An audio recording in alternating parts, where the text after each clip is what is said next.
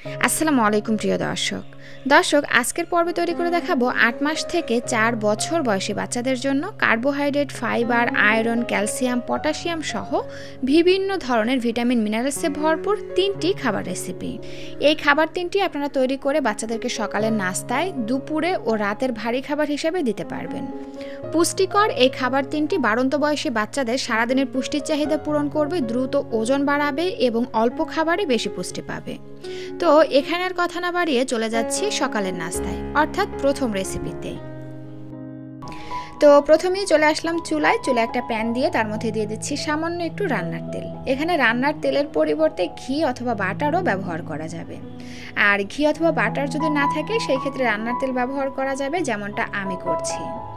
তো এরপরে আমি এখানে দিয়ে দিলাম কিছুটা পরিমাণে গ্রেট করা গাজর। এবার তেলের মধ্যে গ্রেট করা গাজরটাকে ভালো করে ভেজে নিচ্ছি।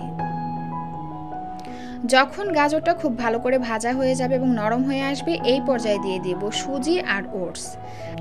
আমি এখানে ঘরে তৈরি চালের সুজি আর রোলড ওটস নিয়েছি। আপনি আপনার বাচ্চাকে যে ওটস এবং চালের সুজি খাইয়ে অভ্যস্ত সেটাই এখানে নিয়ে নেবেন। তো এরপরে চুলার আঁচ মিডিয়াম আঁচে রেখে গাজরের সঙ্গে সুজি আর ওটসগুলোকে ১ থেকে ১.৫ মিনিটের মতন ভেজে নিচ্ছি। এই তো ভালো করে ভেজে নিয়েছি। এবার এই সব কিছু সিদ্ধ হওয়ার জন্য দিয়ে দিচ্ছি পরিমাণ অনুযায়ী পানি। আমি এখানে ১ কাপের মতন পানি ব্যবহার করছি। আর দর্শক, যে সকল বাচ্চাদের খাদ্য তালিকায় আপনারা গরুর দুধ যুক্ত করেছেন তারা কিন্তু এখানে নর্মাল পানির পরিবর্তে গরুর দুধ দিয়ে খাবারটি রান্না করে নেবেন।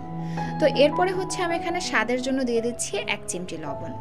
১ বছরের নিচের বাচ্চাদের ক্ষেত্রে কিন্তু অবশ্যই লবণটা স্কিপ করে যাবেন। তবে বাচ্চা যদি লবণ ছাড়া একেবারেই খাবার খেতে না চায় সেই ক্ষেত্রে আপনি এখানে স্বাদ অনুযায়ী লবণ ব্যবহার করতে পারেন। তো চুলার আঁচ মিডিয়াম আঁচে রেখে ঘন ঘন নেড়ে চেড়ে আমি এগুলোকে ৪ থেকে ৫ মিনিটের মতন রান্না করে নিয়েছি।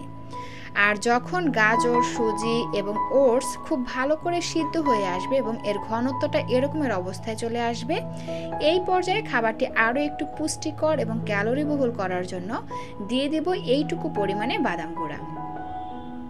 দর্শক, আমি এখানে কাঠবাদাম আর কাজু বাদাম গুঁড়া করে নিয়েছি। আর ৮ মাসের পর থেকেই কিন্তু পুষ্টিবিদরা বাচ্চাদের খাদ্য তালিকায় একটু একটু করে বাদাম গুঁড়া যুক্ত করতে বলেন। তো যাই হোক, নেড়ে চেড়ে ভালো করে মিশিয়ে নিয়েছি। এবার খাবারটি একটু হালকা মিষ্টি করার জন্য আমি এখানে দিয়ে দিচ্ছি এইটুকু পরিমাণে আখের গুড়টাকে আমি একটু ভেঙে দিয়েছি। দর্শক, খাবারটি শুধু বাচ্চাদের জন্য পুষ্টিকর করে তৈরি করলে হবে না, পাশাপাশি কিন্তু মজাদারও করতে হবে।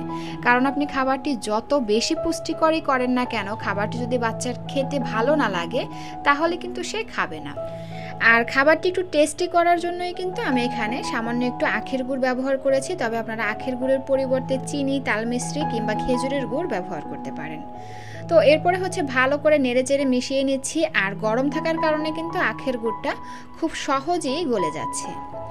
আর এই তো এখন আমি এরকমের ঘনত্বে চুলা থেকে নামিয়ে নিচ্ছি। আপনি আপনার বাচ্চাকে যেভাবে খাইয়ে অভ্যস্ত, অর্থাৎ যেমন লিকুইড রেখে খাইয়ে অভ্যস্ত, সেভাবেই চুলা থেকে নামিয়ে নেবেন।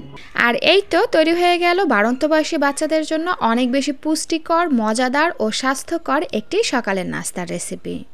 এবার চলে যাচ্ছি দ্বিতীয় খাবার রেসিপিতে, অর্থাৎ দুপুরের খাবারের রেসিপিতে। তো প্রথমেই আমি এখানে নিয়েছি বিভিন্ন রকমের এতগুলা সবজি হিসেবে নিয়েছি ফুলকপি, আলু, মিষ্টি কুমড়া, গাজর, লাউ আর সিম। এখানে অবশ্যই চেষ্টা করবেন সবজিগুলোকে একটু ছোট ছোট করে কেটে নিতে, তাহলে খুব দ্রুত সিদ্ধ হয়ে যাবে।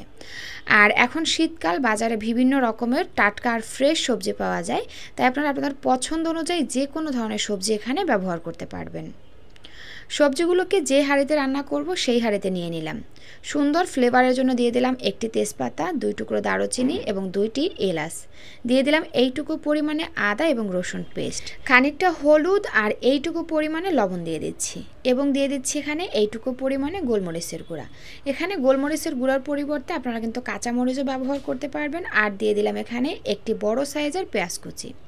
পরিমাণ অনুযায়ী তেল দিয়ে দিচ্ছি। এখানে তেলের পরিবর্তে ঘি অথবা বাটারও ব্যবহার করতে পারবেন, কোনো সমস্যা নেই। এবার হাত দিয়ে সব কিছুকে খুব ভালো করে মেখে নিচ্ছি।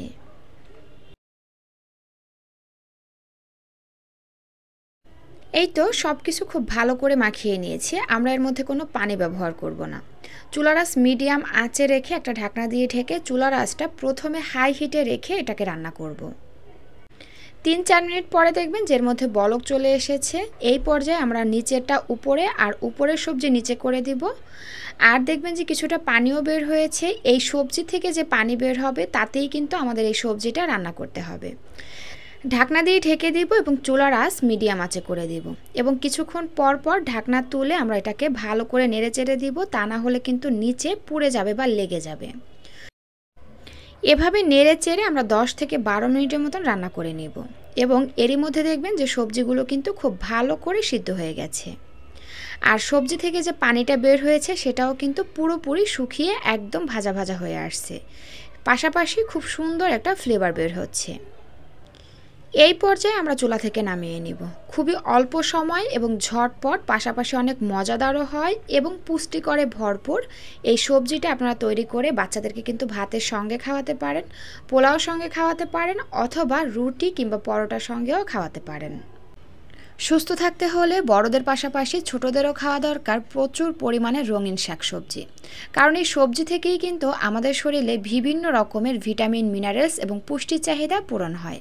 তো অবশ্যই কিন্তু বাচ্চাদেরকে মাছ, মাংসের পাশাপাশি সবজিও বেশি বেশি করে খাওয়াতে হবে। তো প্রথমেই চুলায় একটা প্যান দিয়ে তার মধ্যে দিয়ে দিচ্ছি 1.5 কাপ পরিমাণে লিকুইড গরুর দুধ। এবারের মধ্যে দিয়ে দিচ্ছি আগে থেকে ভিজিয়ে রাখা সাবুদানা। সাবুদানাগুলোকে আমি ভালো করে ধুয়ে নিয়ে প্রায় 30 মিনিটের জন্য ভিজিয়ে রেখে দিয়েছিলাম। দিয়ে দিচ্ছি এখানে স্বাদ অনুযায়ী লবণ, একটি এলাচ দিয়ে দিচ্ছি ফ্লেভারের জন্য, আর দিয়ে দিচ্ছি এইটুকু পরিমাণে চিনি। দর্শক, 1 বছরের পর থেকে আপনারা বাচ্চাদের খাদ্য তালিকায় লবণ আর চিনি দুটোই যুক্ত করতে পারবেন। এবার সুন্দর একটা কালার আনার জন্য এবং খাবারটি পুষ্টিকর করার জন্য দিয়ে দিলাম এইটুকু পরিমাণে গ্রেট করা গাজর। তারপরে নেড়েচেড়ে প্রতিটি উপকরণ ভালো করে মিশিয়ে নিচ্ছি এবং চুলার আঁচ মিডিয়াম আঁচে রেখে ঘন ঘন নেড়েচেড়ে সাবুদানাটাকে ভালো করে সিদ্ধ করে নিচ্ছি।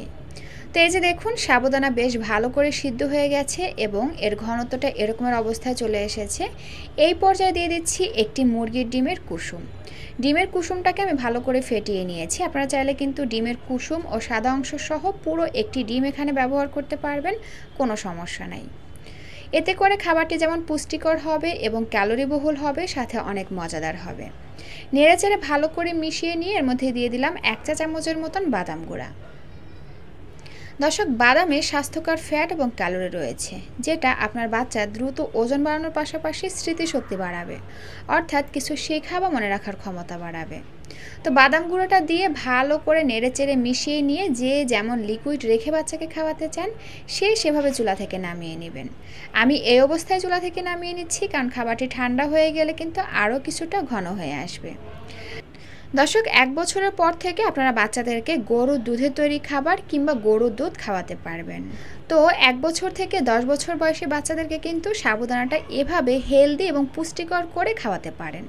এতে করে বাচ্চারা সঠিক পুষ্টি পাবে, বাচ্চাদের দ্রুত ওজন বাড়বে, সেই সাথে বাচ্চাদের ব্রেন ডেভেলপমেন্টেও সহায়তা করবে। তো এই ছিল আমার আজকের আয়োজন। ভিডিওটি ভালো লাগলে প্লিজ একটি লাইক দিবেন এবং যাওয়ার আগে সুন্দর একটা কমেন্ট করে যাবেন। এতক্ষণ সাথে থাকার জন্য অসংখ্য ধন্যবাদ জানিয়ে আজকের ভিডিওটি এখানেই শেষ করছি। আল্লাহ হাফেজ।